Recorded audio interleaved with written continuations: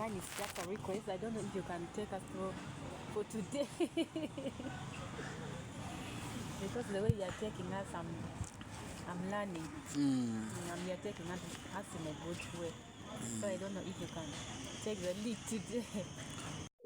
What do you have for a vision that God has given you?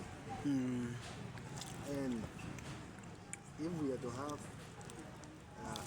a core team or a leadership that is effective, we should look at the vision we have, how effective it is, and what does our leadership look like.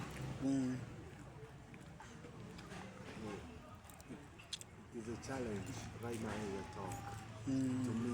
I will not talk about it right now, but prayerfully I will go and pray, and where necessary that needs to be acted already, I need to act on. Not just to speak, because it has touched me so much.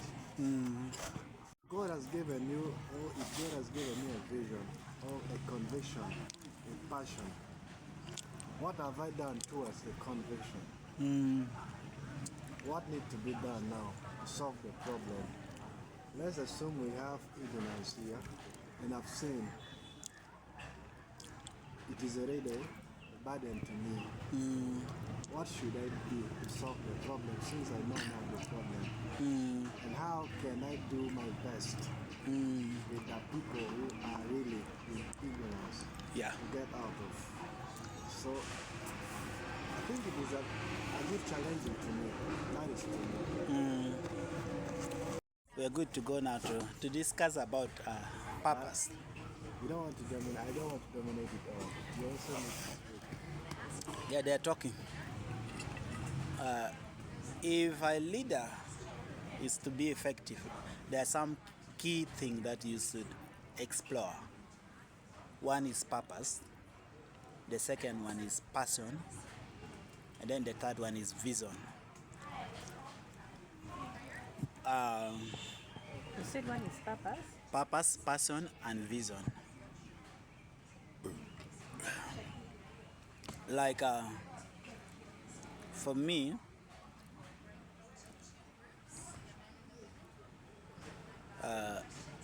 I'm passionate about advancing toward the purpose God gave me birth for. That's my motivation. What motivates me so much is I should be advancing toward the purpose of God that God gave birth to me for. Because I believe God had a very great intention for me to be born. And I did not just got to know that I have this purpose, but through several times of asking many questions, just like the way you have said, I got to know that I have to discover who God gave me birth to become. So every day I am advancing toward the purpose God gave me birth for. And there's an understanding about purpose that I've understood is that your purpose is more powerful than your problems. That's something that got so deep into my heart and my mind. When I understood that my purpose is more powerful than my problems, it made me to ask myself some questions like am I advancing in my purpose? Then I also ask you, friends, are you advancing in your purpose? And I also got to learn that I am also purposefully created to invite people to cross the river and find their true self. Because our true self is not very open. That's why we talk of the word discover. For you to discover something, it means it has already existed, but you were not aware of it. And when we talk about discovering purpose, developing purpose, and deploying purpose, we have to get to know that we already have it, but it is not in the open land. It was hidden. Like for example, this phone here was manufactured by the producer of this phone, and all that is needed for it to function is inside the phone. I was not given this phone, then they told me, you go and look for internal organs of this phone, then it will function. Do we understand what I'm saying? And as a matter of fact, this phone was tested. The phone can send a message because it was tested. The phone can communicate because it was tested. And this brings me to a clarity of something in the Bible. Jeremiah chapter 1 verse 5. When God spoke to Jeremiah and he was saying, I'm a child. I cannot speak well. Then God told him, go, for me I will speak with you.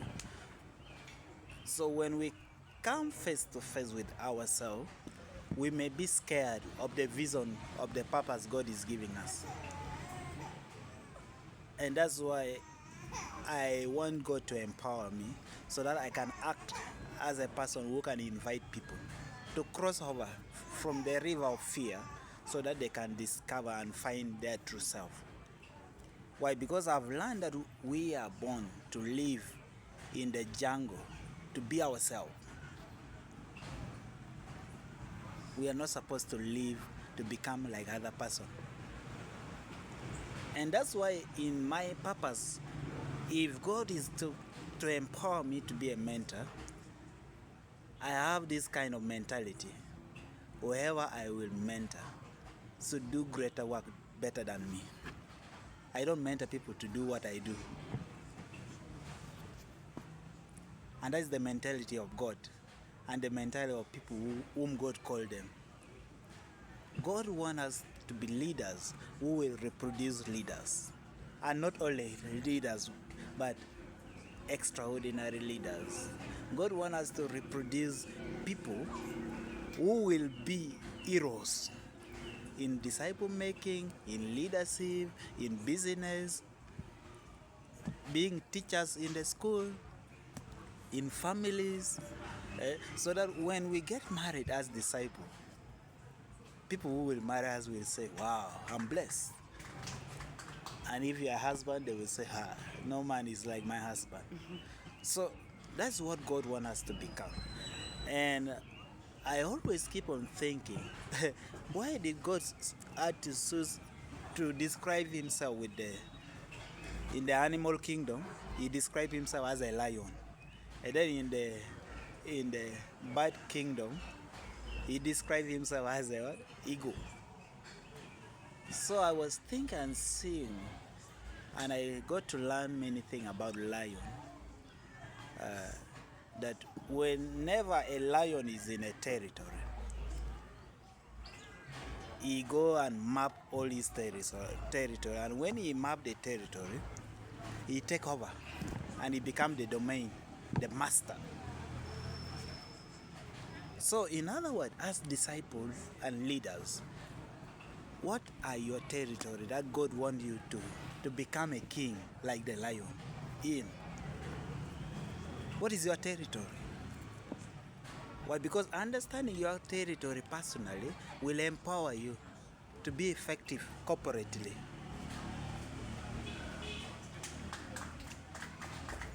What is your purpose? What is your gift? What is your talent? What do you contribute? I imagine if my eyes is to say, I don't need ears, and my eyes will go away, my body will suffer. So, in the body of Christ, what has God given you? Has he given you resources, time, skill, knowledge? So, you have to come like a lion so that you can be